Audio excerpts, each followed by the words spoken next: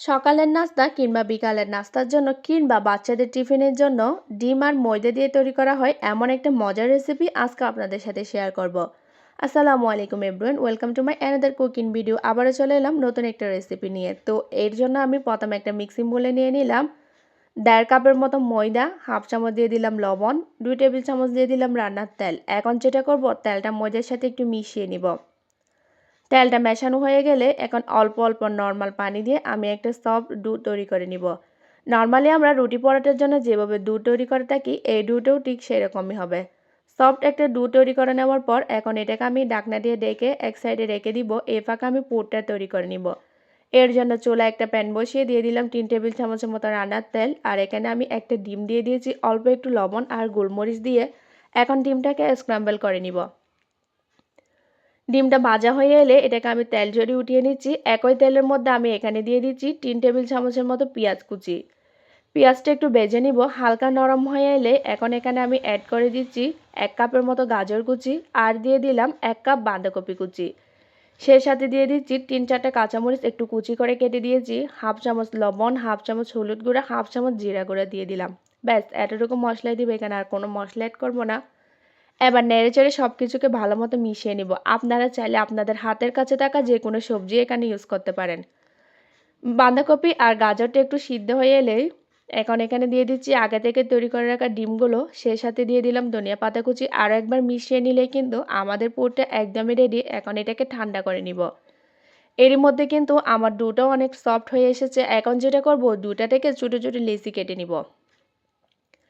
লেচি কেটে নেওয়ার পর এখন একটা একটা করে আমি রুটি বেলে নিয়েছি। হালকা একটু তেল মেখে আমি রুটিগুলো বেলে নিব, যাতে এগুলো লেগে না যায়। লম্বা করে কিন্তু এই রুটিগুলো বেলতে হবে। রুটিটা বেলে নেওয়ার পর যে পুরটা তৈরি করে রেখেছিলাম, ওই পুরটা ঠিক মাঝখান দিয়ে দিয়ে দিচ্ছি। এখানে আপনাদের পছন্দ মতো কম বা বেশি পরিমাণে পুর ইউজ করতে পারেন, তবে খুব বেশি পরিমাণের ইউজ করতে যাবেন না। পুরটা দেওয়ার পর এক সাইড দিয়ে এভাবে করে একটা বাজ করে দিলাম, দেন অন্য সাইড দিয়ে আমি আরেকটা বাজ দিয়ে দিলাম। এখন যেটা করব, এটাকে আমি রোলের মতো করে একটু গোল গোল করে ভাঁজ দিয়ে নিচ্ছি। মোট কথা এমনভাবে ভাঁজটা দিতে হবে যাতে কোনো অবস্থায় পুরটা যাতে খুলে না আসে। মুখের দিকে আপনারা চাইলে অল্প একটু পানি লাগিয়ে দিতে পারেন যাতে মুখটা খুলে না আসে, তবে আমার লাগাতে হয় তাই আমি লাগাইনি। একইভাবে আমি সবগুলো নাস্তা বানিয়ে নিলাম। এখন শুধু ভেজে নেওয়ার পালা। তো এর জন্য চুলায় একটা প্যানের মধ্যে আমি পরিমাণ মতো তেল দিয়ে দিলাম। এই নাস্তাগুলো কিন্তু একদম ডুবো তেলে ভাজতে হবে না, কম তেলেই কিন্তু এগুলো ভাজতে পারবেন। তেলটা হালকা গরম হয়ে এলে একে একে নাস্তাগুলো তেলে ছেড়ে দিচ্ছি। সবগুলোই কিন্তু আমি একসাথে ভেজে নিচ্ছি। মাঝারি আঁচে একটু সময় নিয়ে এই নাস্তাগুলোকে ভেজে নেবেন, যাতে এগুলো অনেকক্ষণ পর্যন্ত মুচমুচে থাকে। একটা সাইড হয়ে এলে উল্টিয়ে আমি আরেকটা সাইড ভেজে নিচ্ছি। এভাবে করে দুটোটা সাইড সুন্দর করে ভেজে নিব যতক্ষণ না পর্যন্ত সুন্দর একটা কালার চলে আসে।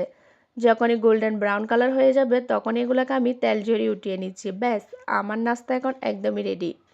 দেখলেনই তো কত সহজে তৈরি হয়ে গেল মজাদার আর ডিম আর ময়দার এই নাস্তাটা। এটা তৈরি করা যেমন সহজ, খেতেও কিন্তু তেমন মজা। বাচ্চা থেকে শুরু করে বড়রাও এটা খুব মজা করে খাবে। যারা এখনও এই রেসিপিটি ট্রাই করেননি অবশ্যই একবার হলেও ট্রাই করে দেখবেন, ইনশাল্লাহ আপনাদের কাছেও ভালো লাগবে। তো কেমন লাগলো আমার আজকের রেসিপিটা অবশ্যই কমেন্টে জানিয়ে যাবেন। আর যদি আমার রেসিপিটা ভালো লেগে থাকে লাইক কমেন্ট শেয়ার করতে ভুলবেন না। এরকম নতুন নতুন রেসিপি পেতে আমার সাথেই থাকবেন। সবাই অনেক বেশি ভালো থাকবেন, সুস্থ থাকবেন। আজকের মতো এখানে বিদায় নিচ্ছি। আল্লাহ হাফেজ।